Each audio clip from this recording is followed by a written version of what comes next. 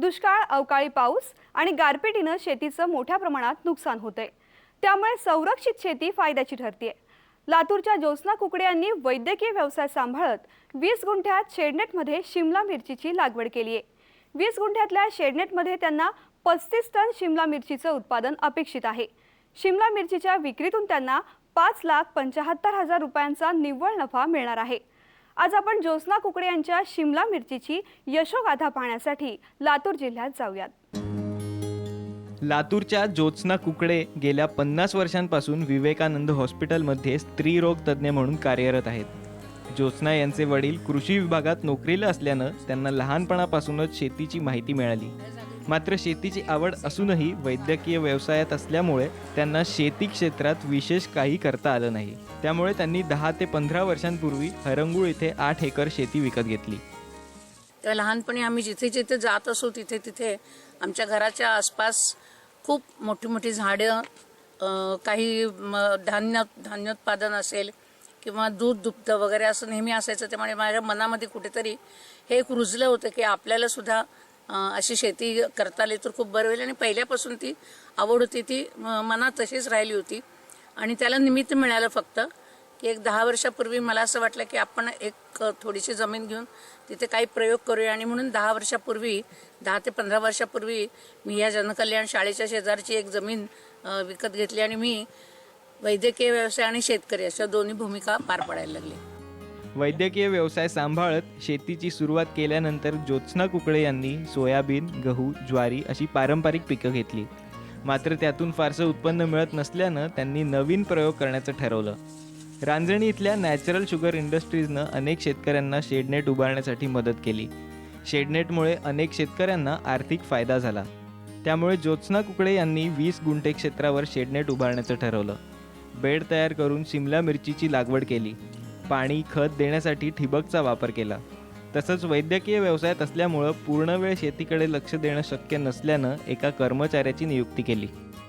रोपांच्या वाढीसाठी काही विद्राव्य खतं जी द्यायला लागतात ती सुद्धा आम्ही या ठिबक सिंचनद्वारेच देतो। आणि त्याच्यावरती कुठले रोग असतील तर त्याची फवारणी सुद्धा आम्ही त्याच्या इथे एक दिवसाआड जी त्यांनी औषधं सांगितली असतील त्याप्रमाणे आम्ही त्याची फवारणी पण करतो। खत व्यवस्थापनामध्ये 22 दिवसानंतर 05234 आणि 0050 सल्फर अशाप्रमाणे ड्रीप वाटे आम्ही दिला। दुसरा डोस 05234 आणि ह्युमिक ॲसिड दर 1 दिवसाआड याप्रमाणे आम्ही दिला। रेक्झोलिन व लेओसिन 150 ml याप्रमाणे आम्ही या मिरचीसाठी डोस दिलेला आहे। नंतर चौथा डोस 05234 ह्युमिक ॲसिड आणि मॅग्नेशियम सल्फेट याप्रमाणे आमचा पूर्ण आठवड्याचा कोर्स पूर्ण केलेला आहे। दर 1 दिवसाआड ह्या पद्धतीने आमची खत व्यवस्थापनाची पद्धत आहे। रोगावर नियंत्रण करण्यासाठी रक्षक सापळे आम्ही वापरले आणि मध्यंतरी रोगावर बोकडा, भुरी, करपा हे पडलेले होते। तर त्यामुळे आम्ही औषधाची फवारणी केली। त्या औषधामध्ये ट्रेसर, रोगर, आसाटाप, M45 अशा औषधाची फवारणी, कॅन्टॉप, लिओसिन अशा औषधाची फवारणी केल्यामुळं आमच्या रोगावर, ह्या पिकावरल्या रोगावर आम्ही यशस्वीरित्या पास झालो आणि आम्हाला फळधारणा चांगल्या पद्धतीने मिळाली। वेळोवेळी खत आणि औषध फवारणी केल्यानं लागवड केल्यानंतर 50 ते 52 दिवसात मिरचीचं उत्पादन सुरू झालं। 20 गुंठ्यात 6,872 शिमला मिरचीची झाडं आहेत। प्रत्येक झाडाला 10 ते 12 फळं आहेत। 2 महिन्यात 2 ते 3 वेळा तोडणी करण्यात येते। प्रत्येक तोड्याला 10 ते 12 क्विंटल उत्पन्न मिळाले। जून ते जुलै महिन्यापर्यंत मिरचीची तोडणी सुरू राहणार आहे। एकूण 35 टन उत्पादन मिळणार आहे।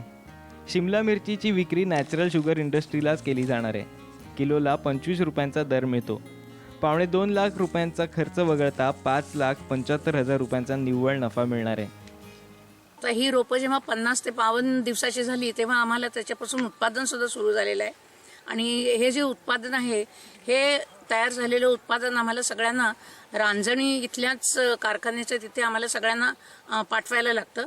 आणि साधारणपणे हे उत्पादन जे आहे ते आता जून ते जुलैपर्यंत सगळ्या भाजीचा हंगाम चालेल आणि जवळजवळ 35 टन इतकं उत्पादन येण्याची आमची इच्छा किंवा आमची अशी कल्पना आहे की 35 टनपर्यंत त्याचं उत्पादन येईल।